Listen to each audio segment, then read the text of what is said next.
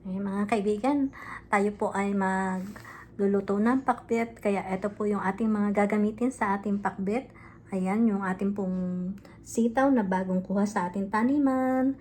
At ang ating ampalaya. Ayan, meron po tayong 3 pirasong ampalaya na nakuha din sa ating taniman. At ito pong ating talong. Ayan, tapos ito po yung ating mga kalabasa. Ayan, yan po yung ating gagamitin sa ating pagluluto ng pakbet. Wala lang po tayong okra kasi yung ating tanim na okra ay maliit pa. Kaya hindi po siya pwedeng kuhanin. Kaya ito na lang po yung ating gagamitin. Ayan. So mag-ano po tayo no. Anuhin muna natin yung ating mga sitaw. Ayan. Ating puputulin po. Ayan.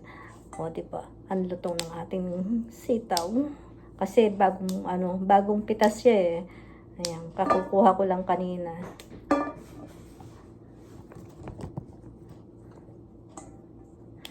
Ayan. Para naman, makapaggulay tayo. Tapos meron tayong pritong isda. Tama-tama po sa ating pakbet na gulay.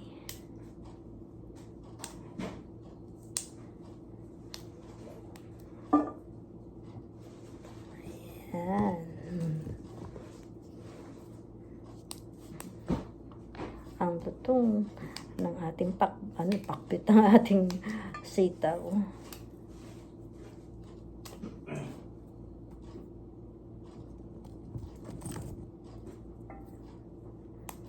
Yan ang kagandahan po ng may sariling tanim. Pag may itinanim, may aanihin.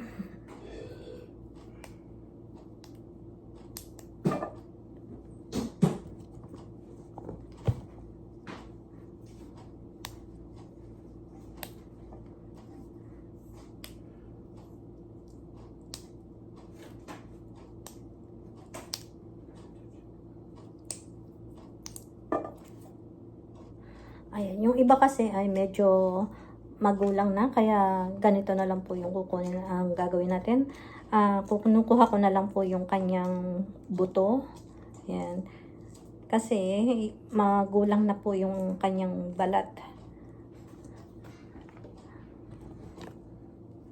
Ayan, katulad po nito kasi ano na siya. Ayan, kinukuha ko na lang yung ganito. Ayan.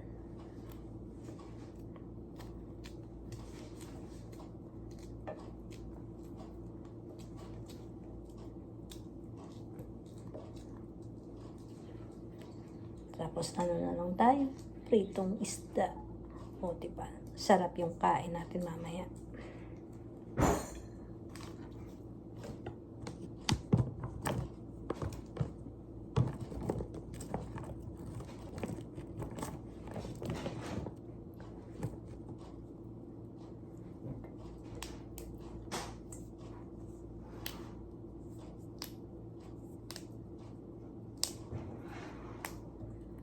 Ayan, ilalahat ko na po itong sitaw na to kasi marami pa tayong sitaw po doon na tanim.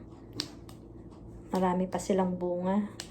Kaya magagamit pa natin.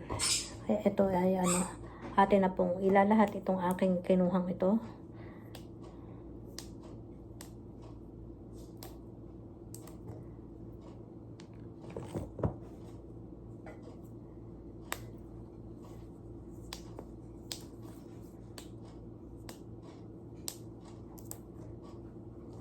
So, ayan po ayan, ang ating na po na sitaw.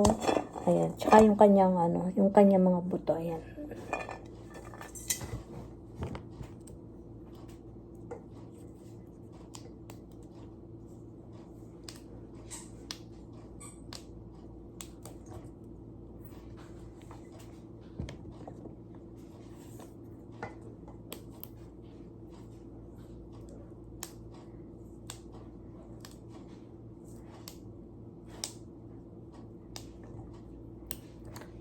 So, ayan mga kaibigan, ang ating sitaw.